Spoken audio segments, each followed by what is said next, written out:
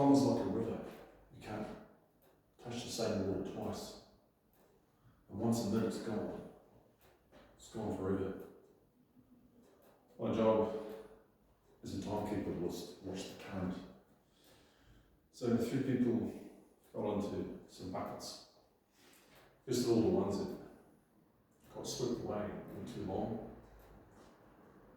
There's a gushing time excluded.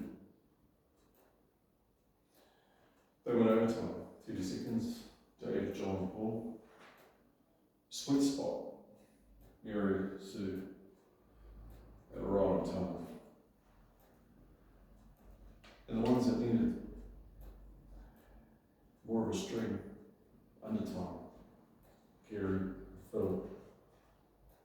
If you want a precise time, you want to look into that, you can come and see me at the end of the meeting.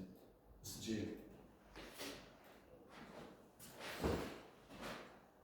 Okay, it was late summer when I noticed the breeding in the garden not getting eaten by the birds. I was sitting in the sun, I looked down and I saw his beady little eyes, snouty little nose and his wiry tail, a dirty intruder, throw up a rat. He looked at me, fair to say, "Fudge you, man, I'm the new kid on this town. I'm taking over this block and there ain't nothing you can do about it." Big snarky, laughing rats that are very, very annoyed about that. But I left for work. Days passed. Thought nothing of it until I got home from my niece's 23rd birthday party. I was taking off my shoes at the front door. I looked over at the barbecue area.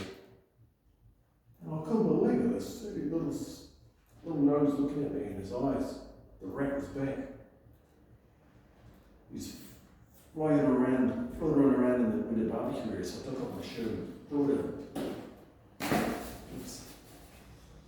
He had a big scream. Ah! And all. The neighbours must have thinking I was cooking up a big patty or a steak. Sausages on the barbecue, but nah. Magnitude of my problems is right here. I didn't sleep much that night. I woke up to the scratching noise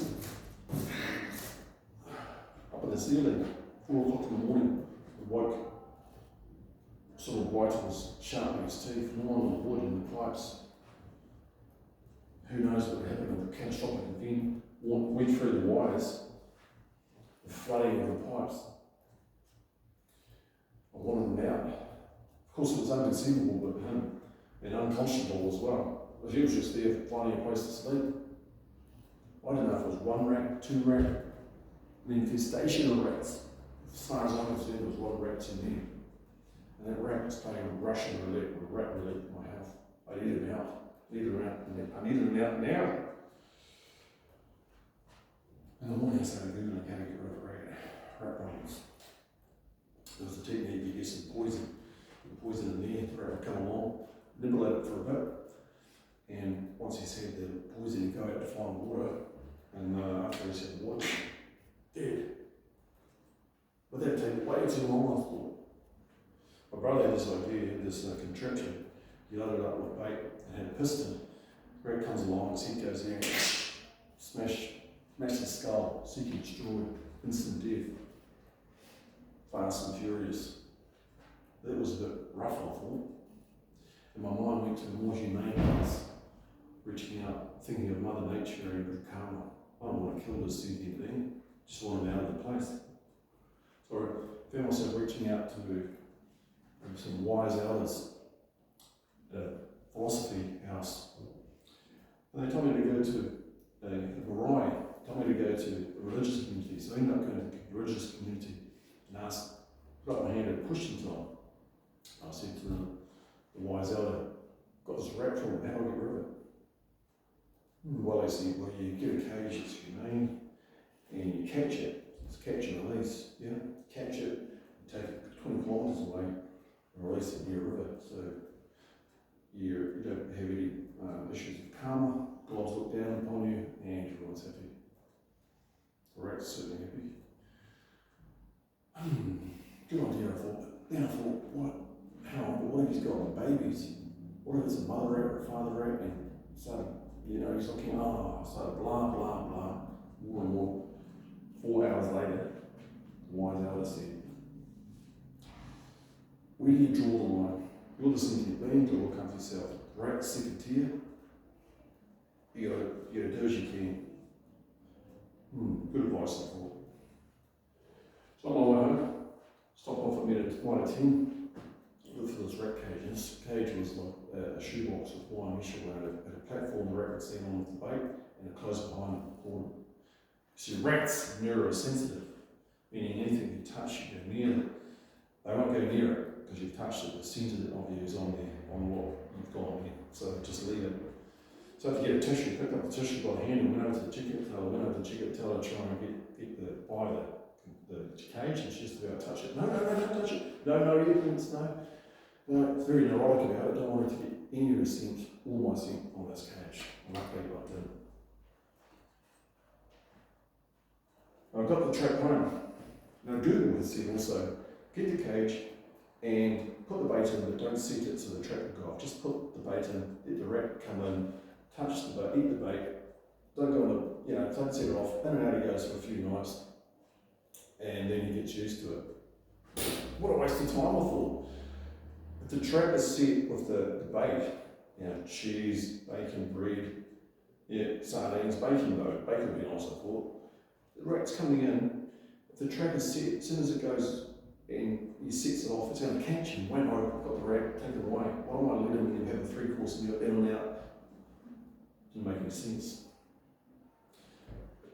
Fellow Toastmasters, ladies and gentlemen, as we speak tonight, the rat trap is set, the bacon is fresh, and the night is about to end. But where would your mind go? What would you do? Would you harm a sentient being? Would you fast and furiously end its life, catch it, kill it? Or would you, like me, be more humane and compassionate, catch and release, let it go, live another day, have compassion for another being, and have good karma?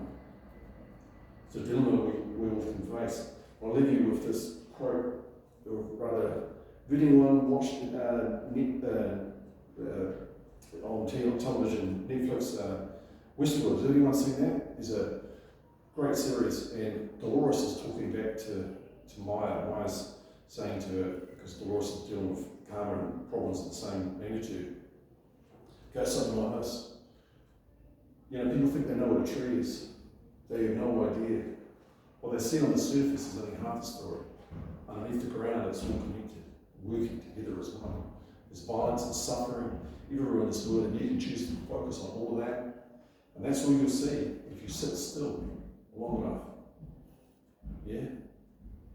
You'll sense an ancient order of deep peace, and that's what I choose to focus on. I choose to see the goodness in the world, good compassion, good karma, not kill a sentient being. But what would you do? Would you kill, or would you release and let go and keep your karma intact, like Dolores, and keep that rat safe?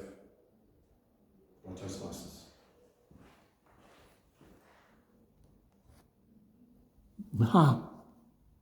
Snicky's a rat.